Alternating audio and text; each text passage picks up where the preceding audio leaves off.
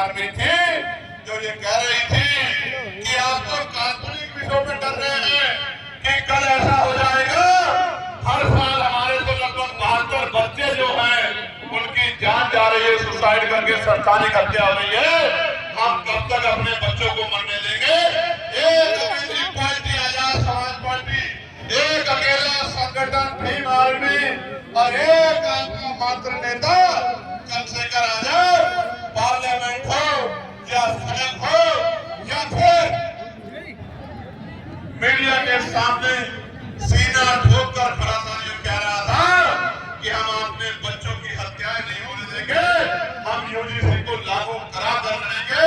और अभी जब माननीय सर्वोच्च न्यायपालिका ने उस पर रोक लगाई है तो 11 तारीख को हमने प्रोटेस्ट रखा है दिल्ली के जंतर मंतर पे कि हम सरकार को बताएंगे कि इतनी आसानी से आपको बच के निकलने का मौका नहीं देंगे। सरकार को कोर्ट में मजबूत पैरवी करनी पड़ेगी और हमारे बच्चों को की जो हत्याएं हो रही है, सरकारी हत्याएं, उनको रोकना पड़ेगा। प्यारे साथियों, अभी न्यायपालिका ने 2 आदेश दिए। न्यायपालिका उत्तर प्रदेश इलाहाबाद हाईकोर्ट ने एक उन्होंने ये कहा है कि भाई पुलिस को स्टेट बनने का अधिकार नहीं है, पुलिस को न्याय करने का अधिकार नहीं है, न्याय की जिम्मेदारी न्यायपालिका पे है। तो उन्होंने कहा है कि छोटी झगड़ा मुठभेड़ में लोगों को गोलियां मारना बंद करो। मैं गारंटी से कहता हूँ, पुलिस कभी ये गलत काम नहीं करती। सरकार दबाव बना के उनसे गलत काम कराती है, लेकिन मैं पुलिस के भाइयों को कहना चाहता हूँ, कल जब कोर्ट डंडा चलाएगा तो आपके ऊपर मुकदमे दर्ज होंगे, आपको जेल जाना पड़ेगा, आपसे रिकवरी होगी। इस तानाशाही सरकार को खुश करने के लिए संविधान को और अपने मूल्यों को कमजोर करने का काम मत करो मेरे भाइयों बहनों। आपके कंधे में जिम्मेदारी है, आपके माथे पे अशोक है। इस अशोक की को देख के गरीब किसान से लाखों कुत्तों के बीच में हो ये महसूस करता है कि मेरा रक्षक आ गया है, मेरी रक्षा करने वाला आ गया है। आपके ऊपर सवाल खड़े होने में तकलीफ होती है, इसलिए मैं आपसे आग्रह कर रहा हूँ कि कल कार्रवाई आपके खिलाफ होगी, इसलिए ध्यान रख के काम करो। ये सत्ता तो चली जाएगी, ये सत्ता ज्यादा दिन की है भी नहीं उत्तर प्रदेश में। ये जन फैलाव बता रहा है कि ये सत्ता तो जाने वाली है, इनका घमंड तो टूटने वाला है। प्यारे साथियों, एक और ऑर्डर आया कि बुलडोजर की कार्रवाई ठीक नहीं है, बुलडोजर से बिना न्याय सुनिश्चित हुए आप किसी के घरों को नहीं डाल सकते हो।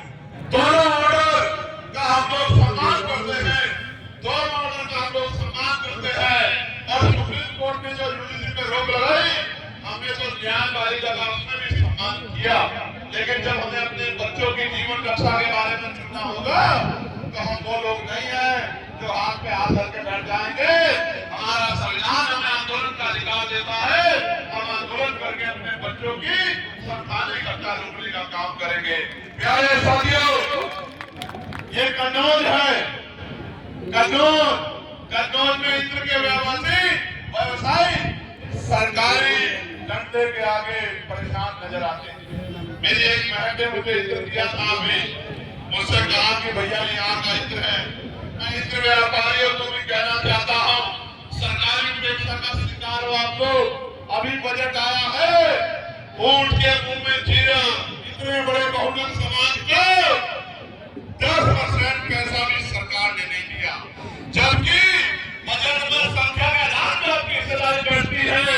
इसलिए आपको कह रहा हूँ कि राजकाज बढ़ा लो, वरना वो दिन दूर नहीं है कि आपको तमाम तरह की परेशानी उठानी पड़ेगी। और गुंडागर्दी हद लग गई है।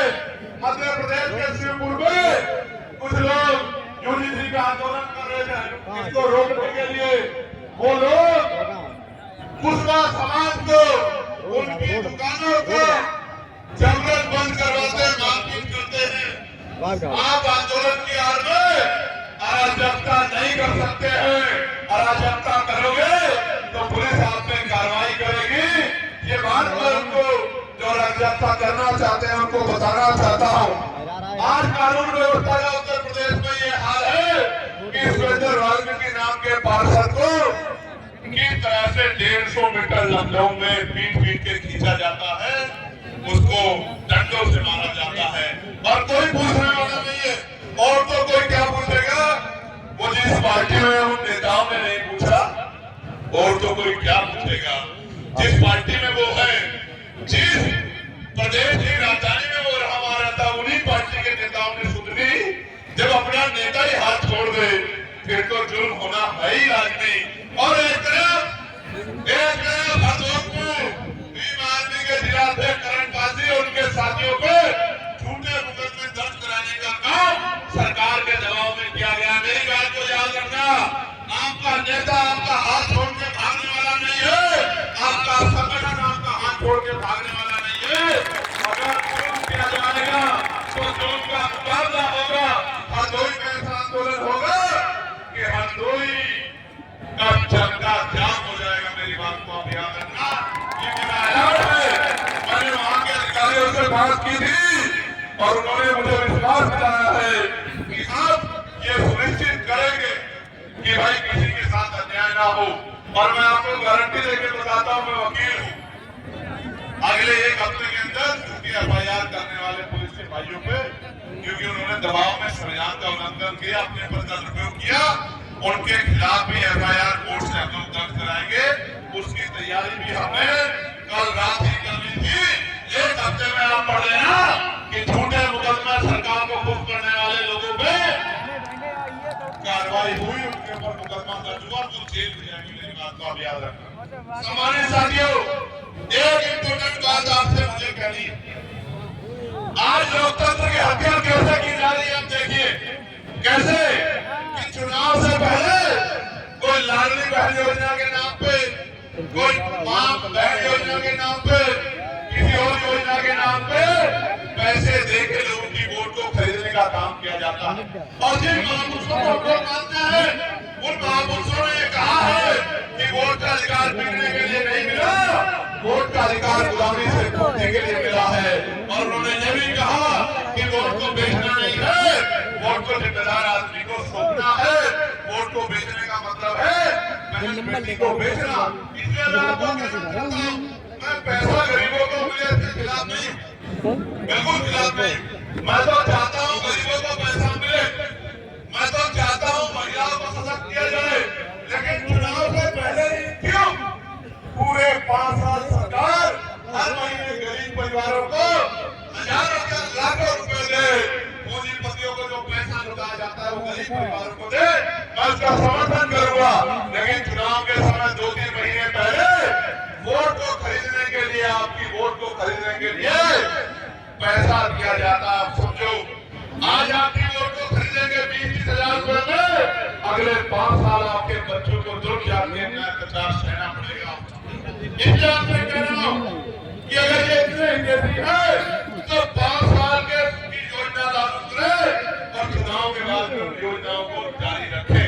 प्यारे साथियों, नौजवानों से कहना चाहता हूं, नौजवानों से यहाँ से जब घर जाओ तो चैन से मत बैठना, एक-एक घर जाना। जो बातें मैंने मंच से कही है इनको घर तक पहुंचाना, अपने संगठन को मजबूत करना, वोट की ताकत को बताना, वोट की ताकत से जो बदलाव होगा वो बताना, एक-एक घर जाके माओ बहनों को, बड़े बुजुर्गों को तैयार करना और आजाद समाज पार्टी को ताकतवर बनाना।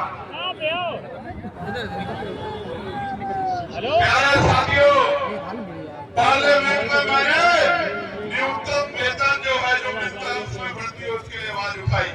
प्यारे साथियों, पुलिस के भाइयों को 8 घंटे की ड्यूटी मिले, सप्ताह में 1 दिन छुट्टी मिले, वेतन विसंगतियां दूर हो, बॉर्डर स्कीम खत्म हो, इसकी मांग उठाई। PRT होमगार्ड जवानों के लिए वेतन वृद्धि की मांग उठाई, सुविधा मिले मांग उठाई। आशा आंगनबाड़ी बहनों को, भोजन माताओं को, पंचायत सहायकों को, रोजगार सेवकों को अच्छा वेतन मिले, इसकी आवाज उठाई। किसान की आमदनी बढ़े, इसकी आवाज उठाई। नौजवानों को शिक्षा मिले, इसकी आवाज उठाई।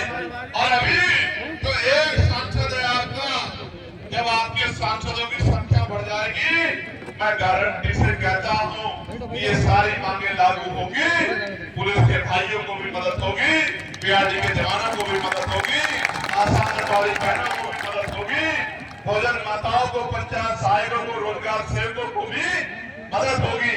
इसलिए आपको करना क्या है, आपको यहाँ से जाना, घर पहुंचना है, फिर घर से निकलना है, एक एक घर के जाकर मेरी बात को समझाने का काम करना है। जब आप मेरी बात को समझाने का काम करोगे फिर बदलाव होगा। करोगे नहीं करोगे बताओ? दोनों हाथ मारे बताओ, वो जो वहां ऊंचे पे खड़े हैं और ये जो दो लोग पेड़ पे चढ़े हुए इस वजह से कि मैं इनका नाम लूं, और ये पेड़ भी इतना मजबूत नहीं है। देखो ये पेड़ नहीं है, देखने लगे और देखो जान की बाजी लगा रहे हैं। इन्होंने देख लिया कि मैं सभा में देखते रहता हूँ कि कौन कहाँ खड़ा हुआ है, तो ये पेड़ पे चढ़े हैं। देखो, लेकिन मैं इनको ये कहना चाहता हूँ कि पेड़ पे चढ़ने से काम नहीं चलेगा, मेहनत करने से काम आगे बढ़ेगा। मेहनत पूर्ण करके इनको वोट देने का और मैं आपसे आग्रह करूंगा कि आप यथासंभव जगह लेके अपने स्थान पे खड़े हो जाएं, अपने अपने स्थान पे खड़े